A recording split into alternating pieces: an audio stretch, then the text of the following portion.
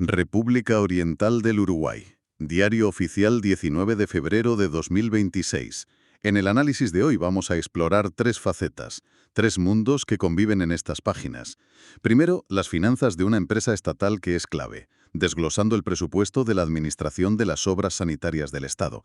Segundo, el pulso de la justicia más cotidiana, a través de los avisos de sucesiones, emplazamientos, todos esos procesos legales que afectan a la gente. Y tercero, una radiografía de cómo nos comportamos en las calles, las infracciones de tráfico que se registran en varios departamentos. Ok, vamos a desgranar esto. El primer documento es el Decreto 35-2025.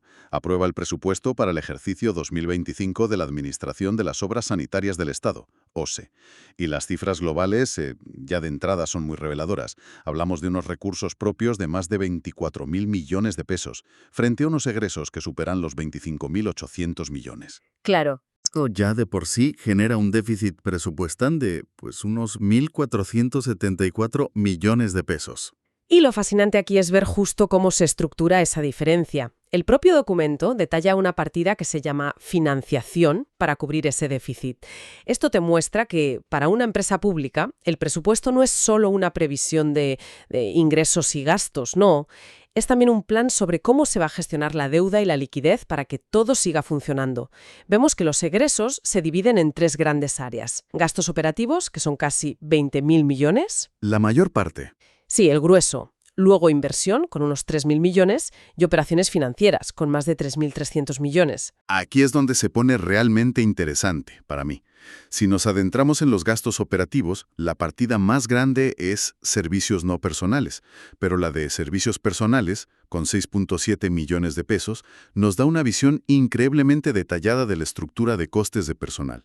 Y hay conceptos que llaman la atención. Por ejemplo, se destinan más de 25 millones de pesos a una compensación por zona balnearia.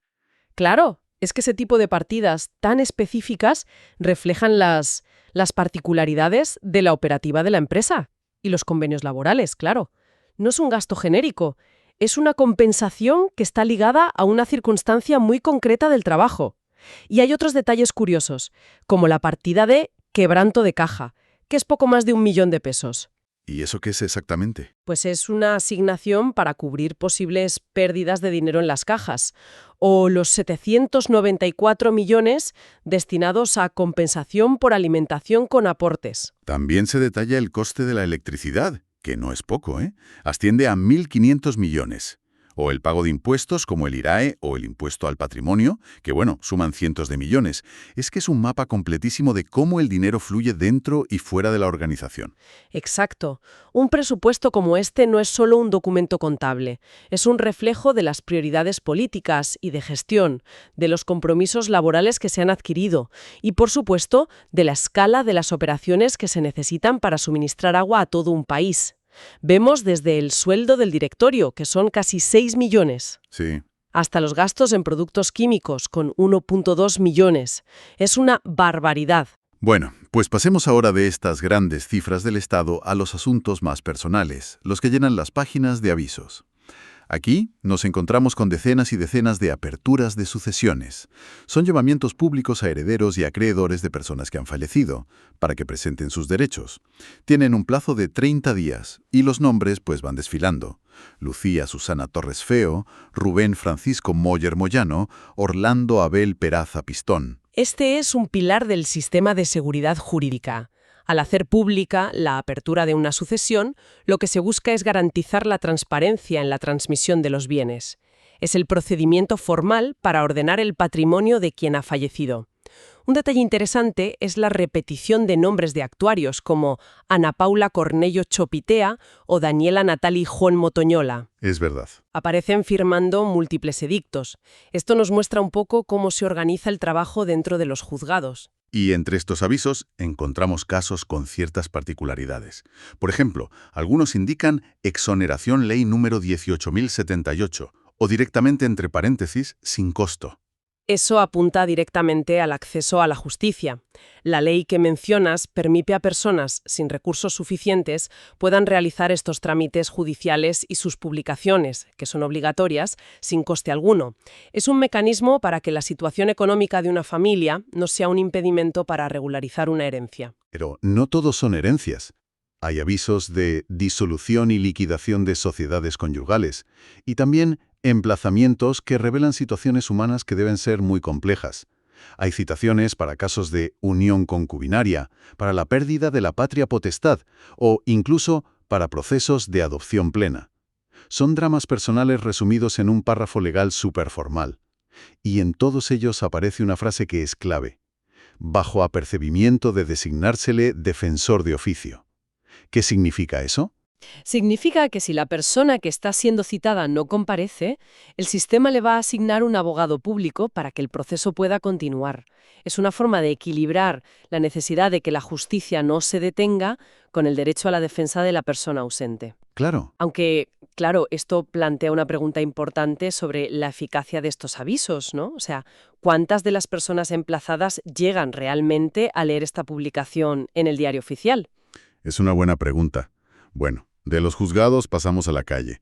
El diario oficial también publica unas listas larguísimas de notificaciones de infracciones de tráfico de intendencias como Canelones, Maldonado y Montevideo.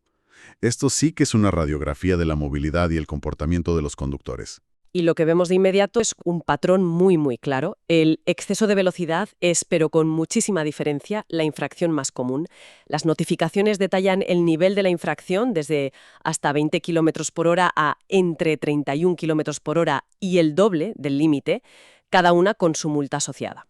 Claro. Y se identifican también puntos calientes, intersecciones donde se concentran muchísimas multas. Por ejemplo, en Canelones, la Rambla G. Sereñi y Márquez Castro aparece constantemente.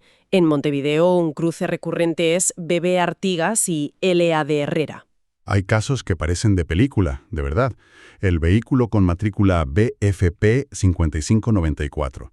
El 11 de febrero de 2026 fue multado 4 veces en Maldonado en cuestión de horas. ¿4 veces? Sí. 2 veces por exceso de velocidad de más de 31 kilómetros por hora. Otra por un exceso de entre 21 y 30. Y además por no respetar una señal luminosa. Ese es un ejemplo extremo, pero ilustra muy bien la capacidad de fiscalización que hay ahora, la automatizada. Y más allá de la velocidad, aparecen otras infracciones que reflejan hábitos muy cotidianos, como conducir manipulando teléfono celular. Ese es un clásico. O no respetar las señales de tráfico. Incluso hay infracciones más específicas, como carecer de ambos espejos reglamentarios. Entonces, ¿qué significa todo esto en conjunto? Hemos viajado desde un presupuesto de miles de millones de pesos que define el funcionamiento de un servicio esencial.